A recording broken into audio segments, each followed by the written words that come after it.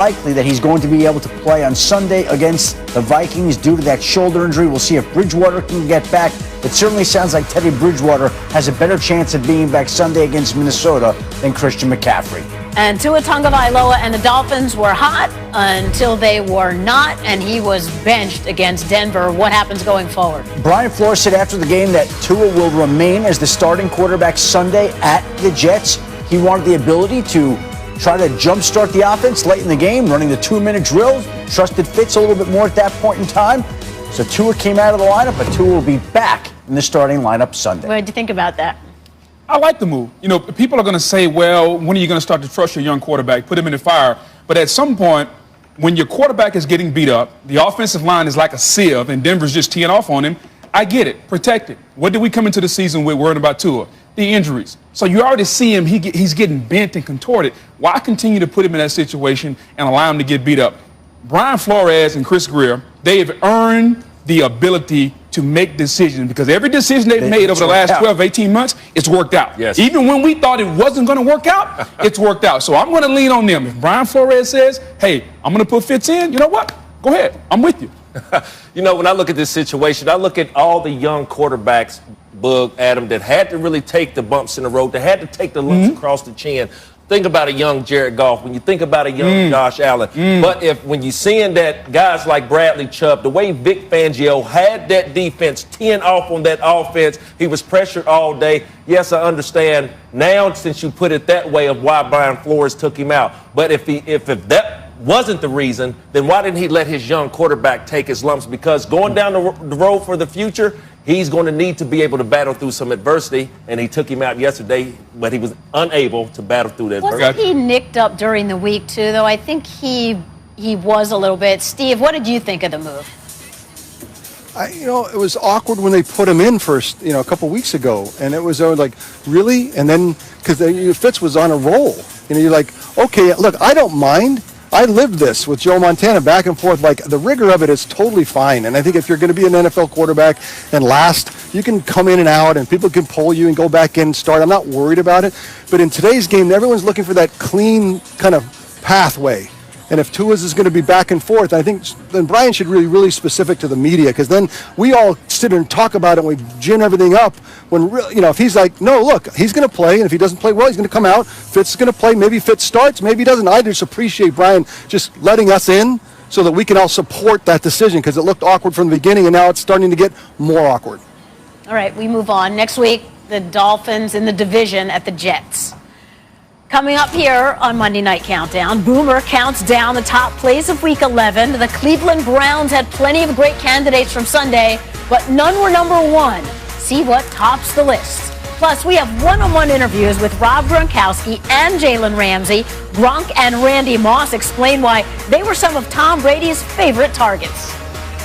And that's what Tom loves. Let me tell you why we're his favorite too, Moss. You're watching Monday Night Countdown, presented by Preview at the home of Super Bowl 55. Raymond James Stadium plays host as Aaron Donald and a dominant Rams defense takes on Tom Brady and the Bucs. TB12 and company looking for primetime redemption.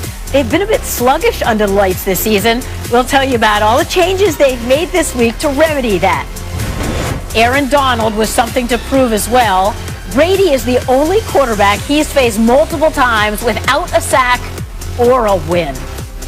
Tonight, Jared Goff and the Rams offense will also need to carry their weight against perhaps the best defense they've faced this season. A game of heavyweights will get you set for kickoff and break down an action-packed Week 11 on Monday Night Countdown, presented by Subway.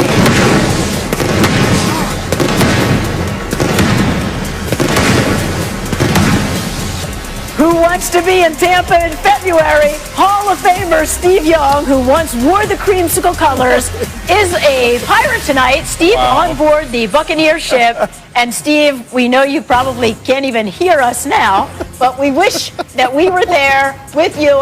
We have water. We're here at the Seaport District. That'll have to suffice. Here with Booger McFarland, Hall of Famer Randy Moss, Adam Schefter. I'm Susie Colbert. Steve, you doing okay there on the ship? We made it. It's, you're at ground zero right here. All right, well, we know how big this game is tonight, so start us off here. What's the biggest thing you're looking forward to tonight? There's no question. Both sides of the ball, when they break the huddle of the Tampa Bay Buccaneers, they are ready to go to the Super Bowl, and getting more so, I think, every week as they get more cohesive. Because Tom Brady, he's the guy that's going to draw that. No one's better than him, than Peyton Manning, getting that team more cohesive and data-driven to have an accountability and a sense of direction, and really it's just the number of things that they do so well. But when they break the huddle on both sides of the ball, the one place they're not ready for the Super Bowl is the offensive line.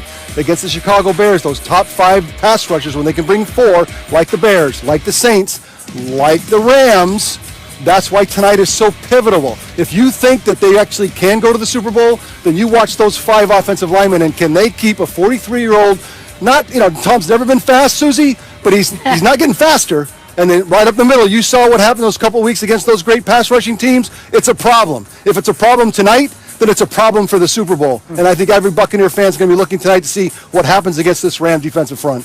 With the defensive front coming after this Tampa Bay Bucs offense, you got to be able to use your stars tonight, Book. A star-studded offense tonight going against a star-studded defense. I'm talking about Leonard Floyd, pass rusher, Aaron Donald. Later on, I'm going to tell you about this guy named Waldo Adams-Schefter. And there's a young cornerback by the name of Williams that's having a little success as of lately. But when you got Brown, you got Gronk, you got Godwin, you got Evans, man, it's a lot of firepower on that offensive side for Tom Brady. Tonight is not to let the offensive line let him down tonight. He needs to let that ball go tonight, Book. We came into this season saying that the Buccaneers would play better mid-season than they did early in the season. Well, guess what? It's mid-season right now. So if not now, when? When are the Buccaneers going to show up and start to play consistently, offensively, defensively? Last time out, Todd Bowles, you got embarrassed, okay, by Sean Payton. Sean Payton embarrassed you in a primetime game. Well, guess who's coming in tonight? One of the better young play callers in this league, Sean McVay. Yes. And if you don't think Sean McVay and this offense will embarrass you, you got another thing coming. So I'm seeing if the Buccaneers can play consistently under the lights tonight. Well, here's what I'm looking at. I know that the winner of this game gets to make a big statement and move ahead in its division and compete for that.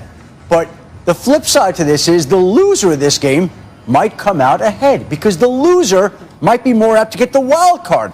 And the wild card is more apt to play at the winner of the NFC East. Would you rather win your division, be it the NFC South or the NFC West, and play the Saints or the Bucks or one of those teams? Would you rather finish as the wild card and travel to Dallas or Philadelphia or Washington? I think you'd rather do that than win the division. However you slice it, both head coaches have told their players this is playoff football tonight. Right, so lots to get to on tonight's game. But Adam, let's start with news around the NFL, and we'll start with bad news, not just for the Bengals, but for the NFL. The #1 overall draft pick is out. And it was worse news than what was expected, Susie. Joe Burrow went down yesterday with what turned out to be a torn ACL, a torn MCL. My understanding is there's damage to his PCL, there's damage to his meniscus. He's going to have reconstructive knee surgery. And my understanding is, while everybody's different, everybody rehabs different, the timeline for an injury like this is anywhere from 9 months on the aggressive side to up to a year. So the fact of the matter is, at the very least, his status for the 2021 season is in question, and you're right, it is a loss for everybody. And if the status for the 21 season is in question, why are we even talking about it? I get it. We're going to wait and see. Let's see how the surgery goes and rehab, et cetera, et cetera. But the Bengals have finally found the franchise quarterback. I think we all can realize that since Carson Palmer, they've been looking and searching. And no slight to Andy Dalton, but this guy is the franchise. And if there's any question whatsoever about 2021, bringing him back for 3-4 games, don't bring him back at all. Bring him back in 2022, because this team is not ready to win right now anyway. The offensive line is a mess. Everybody's wondering, why would you have this young man passing so many times behind a porous offensive line? So if I'm the Bengals, it's really simple. Joe Burrow, take your time. You tell us when you're ready. In the meantime, let's get the offensive line ready to go. Let's get the defense ready to go, because they have a franchise quarterback, and he'll be ready in 2022. You're talking about franchise quarterback, Book. Yes, it was sad to see him go down, but I want to talk about his tweet that he gave back to the account when he said, "You cannot get rid of me that easy." That's the franchise quarterback talking. And you said, hey, maybe we won't see him next season, but Joe Burrow, I'm going to tell you what, you have a lot of fans rooting for you. So best of luck, speedy recovery. Can't wait till you get back on the field. Steve, how would you advise Burrow? first of all, with that kind of an injury, when it's, literally your knee goes backwards. It just, it's devastating. The key, Susie, because the game is getting more college-like, the demand of a quarterback to be able to be mobile, to get those free yards we talk about every week, he needs that mobility back. So forget about however long it takes. Do whatever it takes to get completely healed and safe and try to work on that mobility, because I've seen these kind of injuries and people come back and some people don't get back to 80%, 90%. He's going to need every bit of it because the game is moving away from people who can't move. And so that mobility, that knee, in the past, 20 years ago, you're like, it's all right, he'll get back and throw in the pocket. That's not the case anymore. He needs that knee to go be the best quarterback.